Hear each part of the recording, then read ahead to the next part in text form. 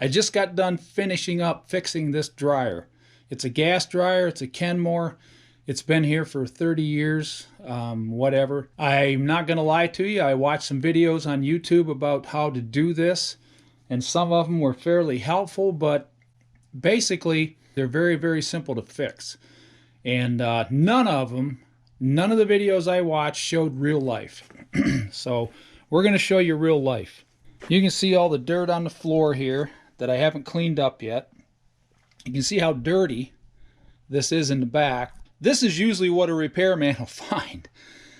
He won't find a clean, really nice new machine to work on. So that's not going to be normal. All right, I got everything deplugged again. Now what I did here is I checked this fuse link here.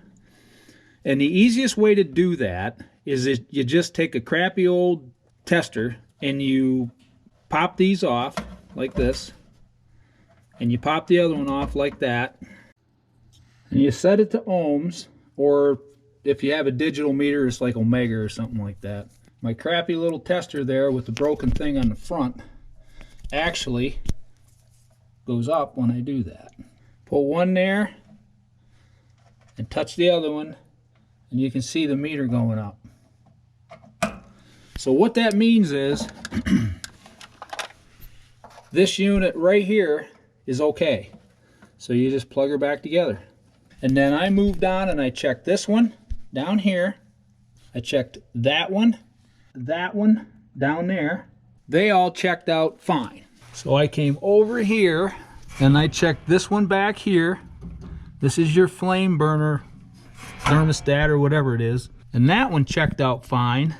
And I knew that my burner igniter was working because the burner igniter would come on and glow. So I didn't bother checking that. But if you need to, take this plug apart right here and put your probe in there, and you should get the same thing. You should have a reading, your meter should go up, if that's okay. And it's the same on all these.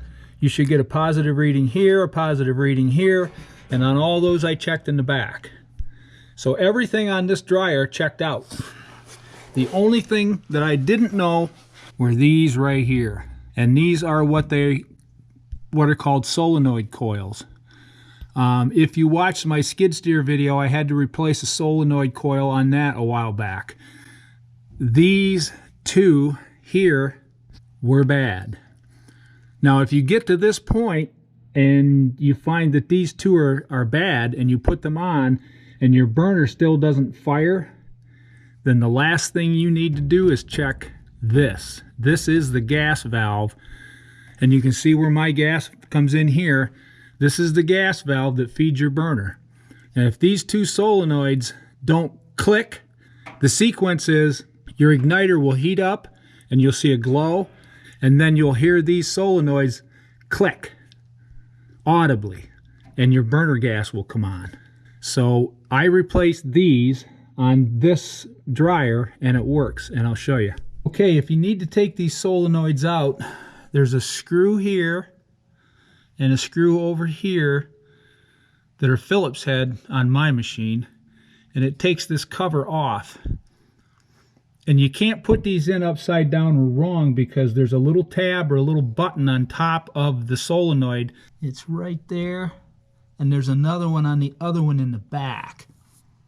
So you line up these and you stick that little nub up through your thing, and it sets your angle and everything for these solenoids. Now if you have to take off the gas, and I didn't because my valve's not bad, there's a spot right here that you take this nut off, and I think, of course, turn your gas valve off. You take this nut off, and I think this whole gas line will move a little bit to your right, and I think this thing slides out of that tube back there. But I don't know that for sure because, again, I didn't take it off.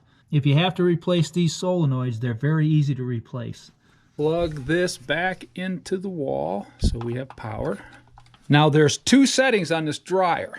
One of them is right here, and it's like a more dry, less dry. It's a knit and delicate or whatever it is, I don't know. And then there's a timed unit down here. You can set it to either one. Now, the first thing that happened to this dryer was this operation quit working. So one of those solenoids stopped working down there. There's 2 of them. We could still dry clothes on the timer. Well, yesterday, the timer went out. So this is not working anymore either, until now. This is the function that never worked. Hasn't worked for like 6 months. So you'll start it, and you watch down here, and you'll see your igniter get hot. It's coming up. Now listen for the audible click when the solenoid that controls that turns on. And there's your fire. So that function works, and it's one of these 2 solenoids. I don't know which one, but it's one of them. So now we'll turn that off,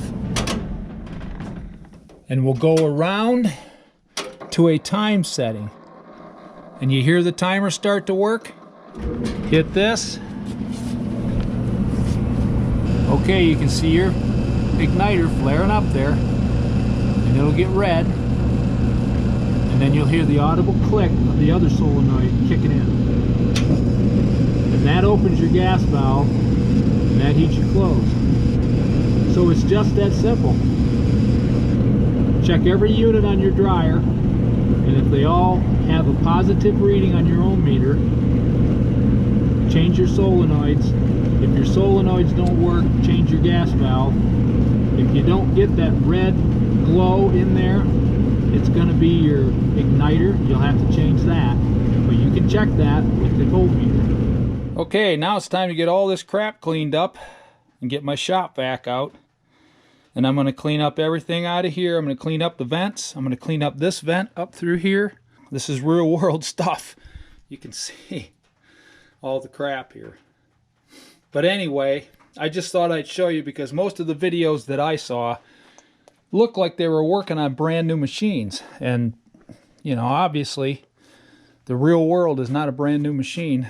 Most of them are a 30-year-old Kenmore dryer. So anyway, that's how you fix an old Kenmore gas dryer. Thanks for watching. See you on the next video.